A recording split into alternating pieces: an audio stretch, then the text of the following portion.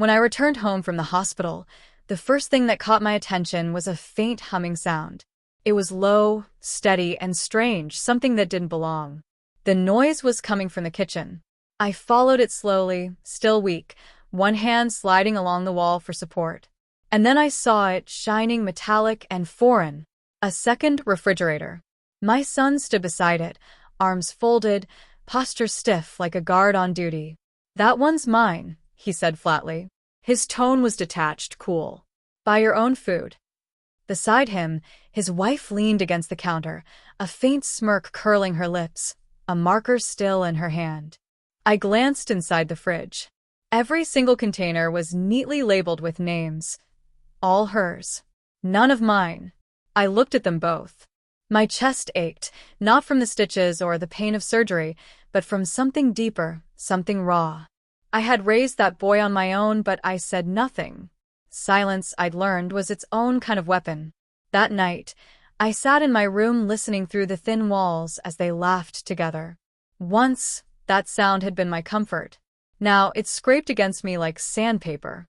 When my husband died, my son had been only 12. I still remember him sobbing into my chest, his small hands clutching my shirt as if it were the only thing keeping him from falling apart.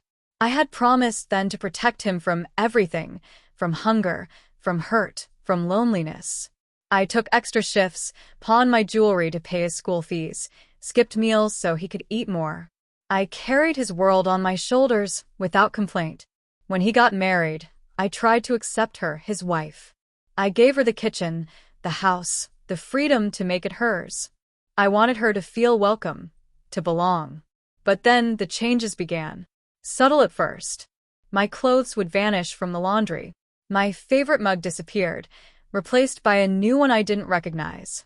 The family photos on the walls were quietly rearranged until my husband's face, his father's, slowly began to fade from view. Then came the whispers at night. "She's old. She should move out. She's a burden." They said it softly, thinking I was asleep. I never confronted them. People are most honest when they believe they aren't being heard. The fall that sent me to the hospital hadn't been random. I'd slipped while cleaning the kitchen floor, made slick by the oil she'd spilled, and never wiped away. When I woke up, my son didn't come until the third day. "Work's been crazy," he said, avoiding my eyes. I told him I understood. I always did. When the doctor said I was ready to go home, I imagined warmth, care, a welcome. Instead, I returned to a house that felt colder than the hospital. And then I saw the refrigerator. That was the exact moment I stopped being their victim. Revenge doesn't rise out of anger. Anger is noisy, reckless, and easy to see.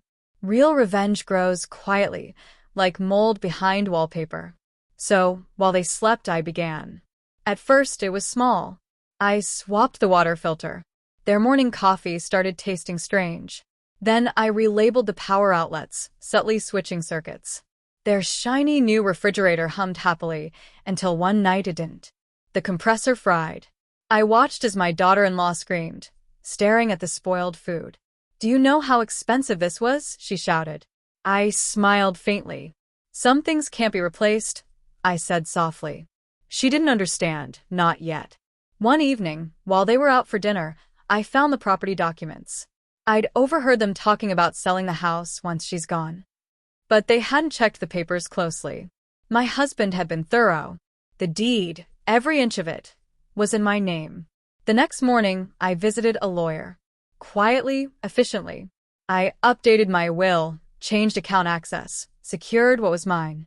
A week later, my son asked gently, "Have you thought about moving somewhere easier, Mom?" He said it as though he were offering me kindness. "I'm making arrangements," I told him.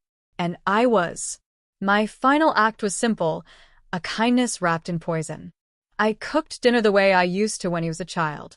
A full meal, stew, rice, roasted chicken, and his favorite dessert, apple pie. The aroma filled the house. They came running to the table.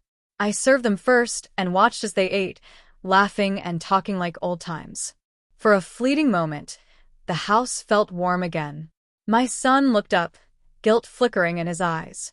"This is good, Mom," he said. It was the first time he'd called me that in months. When they went to bed, I cleared the table, washed every dish, wiped the counters clean. Then I opened their refrigerator. One by one, I removed every labeled container, every jar, and packed them neatly into trash bags. By morning, their fridge was empty, unplugged, and on its door, written in the same marker she had once used, were 3 words. "That one's mine." They called for me, but I was already gone. The moving truck waited in the driveway, engine humming softly. The lawyer had finalized everything faster than expected. I had sold the house quietly, smoothly, to a buyer eager to move in.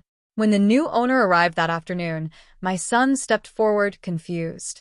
"There must be a mistake," he said. The man handed him the paperwork.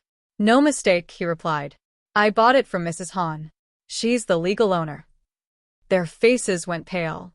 It was beautiful. By evening, I was gone. A small apartment by the sea awaited me. Clean. Peaceful. Entirely mine. Later, I heard whispers through mutual friends. They had to move in with her parents. The bills piled up. The job my son bragged about wasn't as stable as he'd made it seem. So I waited, quietly, patiently, the same way I always had.